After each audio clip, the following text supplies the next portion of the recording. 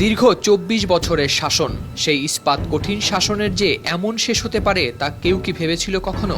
আজ সকালে দামেস্কের আকাশে বিদ্রোহীদের গুলির শব্দ যেন এক নতুন ইতিহাসের সূচনা করল। আর সেই সময়ই শোনা গেল সিরিয়ার প্রেসিডেন্ট বাশার আল আসাদ ব্যক্তিগত উড়োজাহাজে চেপে দেশ ছেড়েছেন। কিন্তু তার গন্তব্য কোথায় তা এখনও রহস্যে ঘেরা। রোববার সকালে আন্তর্জাতিক সংবাদ মাধ্যমগুলো জানিয়েছে একটি ব্যক্তিগত উড়োজাহাজে করে তিনি অজানা গন্তব্যে পাড়ি জমিয়েছেন। যদিও এখনও তার অবস্থান নিশ্চিত করা যায়নি। আসাদের দেশ ত্যাগের খবর প্রথমে নিশ্চিত করেন দুই শীর্ষ সেনা কর্মকর্তা।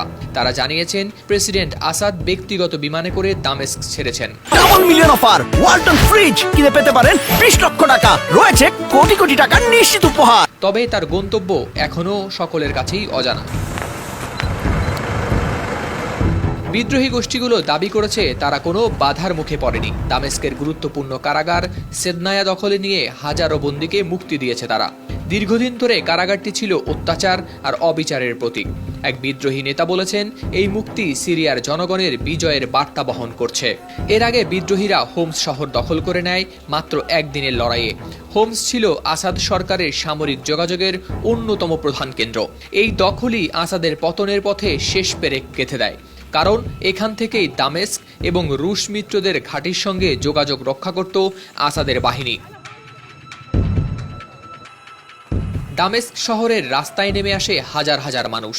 নাচ গান উল্লাসে মুখরিত হয়ে ওঠে পুরো এলাকা। তাদের কণ্ঠে স্লোগান, আসাদ চলে গেছে, সিরিয়া এখন মুক্ত, সিরিয়া দীর্ঘজীবী হোক। বিদ্রোহীরা আকাশে গুলি ছুড়ে উদযাপন করে আর তরুণরা ছিঁড়ে ফেলে আসাদের পোস্টার। বিদ্রোহী নেতা আবু মোহাম্মদ আল জোলানি এই ঘটনাকে ঐতিহাসিক মুহূর্ত হিসেবে অভিহিত করেছেন। তিনি তার যোদ্ধাদের নির্দেশ দিয়েছেন অহেতুক রক্তপাত না করার, যারা অস্ত্র ত্যাগ করেছে তাদের প্রতি যেন কোনো সহিংসতা না করা হয়। বাশার আল আসাদ ২০০০ সালে ক্ষমতায় আসেন। তার আগে তার বাবা ২৯ বছর ধরে দেশটি শাসন করেছিলেন। ২০১১ সালে শুরু হওয়া গৃহযুদ্ধের পর থেকেই আসাদ শাসন সংকটে পড়ে। যদিও রাশিয়ার সহায়তায় একসময় বিদ্রোহীদের দমনে সফল হন তিনি। সাম্প্রতিক সময়ে সিরিয়ার বিদ্রোহীরা আবারও তৎপর হয়ে ওঠে। বিশেষত লেবাননের হিজবুল্লাহ গোষ্ঠীর দুর্বল হয়ে পড়া এবং রাশিয়ার ইউক্রেন নিয়ে ব্যস্ততার সুযোগ নেয় তারা। আর এর ফলেই আজকের এই নাটকীয় পরিবর্তন।